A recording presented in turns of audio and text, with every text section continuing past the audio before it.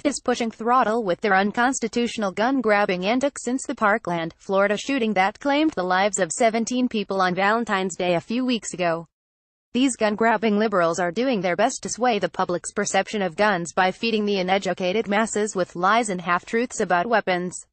Sadly, they have had some success with their fear tactics, with some states in the country voting to confiscate guns from those that the government deems a mental health risk.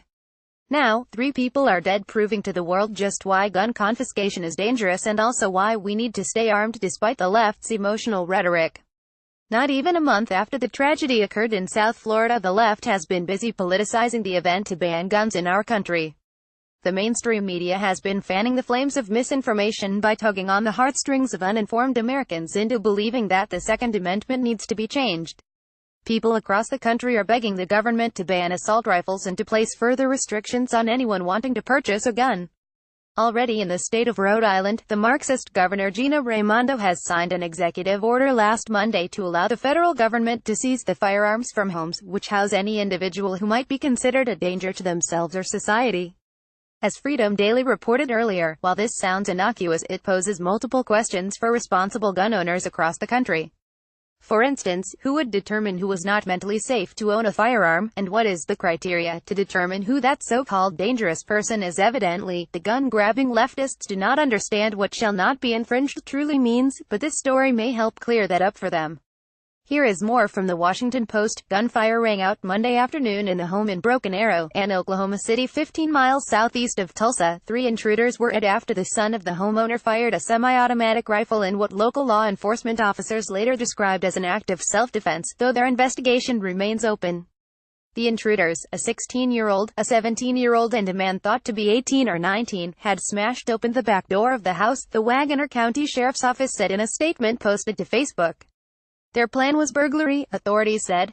They wore gloves, masks, and all-black clothes, Wagoner County Deputy Nick Mahoney told Tulsa World. 2 of the teenagers were armed, one with a knife and the other with brass knuckles. The trio reportedly exchanged words with the 23-year-old son of the homeowner, whose name has also not been released. He fired on them with an AR-15, a popular semi-automatic rifle, officials told Fox 23. The shots seemed to shatter the day like a thunderstorm, one neighbor told CBS affiliate KOTV-TV. Upon making entry to the home, one of the residents fired a rifle, striking all 3 of the suspects, the sheriff's office statement said. 2 of the intruders died inside the kitchen. The other was able to run to the driveway before succumbing to his injuries, the statement said. The homeowner and his son gave formal statements at the sheriff's office. Authorities later said the suspected getaway driver, Elizabeth Rodriguez, turned herself in at the Broken Arrow Police Department, the Tulsa World reported. The 21-year-old was arrested on complaints of first-degree murder, 3 counts, as well as 3 counts of burglary. A person who is committing a felony when a death occurs can be charged with felony murder, Tulsa World explained. Several nearby homes had been burglarized in recent weeks, neighbor Leon Simmons told KOTV-TV. Authorities said they could not speculate as to whether this incident was related to the others. The left loves to tell everyone that the American people do not need a gun to protect themselves, but this story and thousands more prove otherwise. There will always be bad people in the world who want to harm others, but taking away our right to defend ourselves is dangerous and, more importantly, unconstitutional.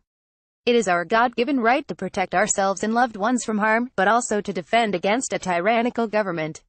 Follow us on Facebook. From the web powered by ZergNet. Navy SEAL who killed Bin Laden tossed off plane. Navy SEAL who killed Bin Laden gets thrown off plane. The truth about the Obama sisters, the disappointing double life of Tim Tebow. Woman who drove Florida shooter to school speaks out why people stopped watching The Big Bang Theory.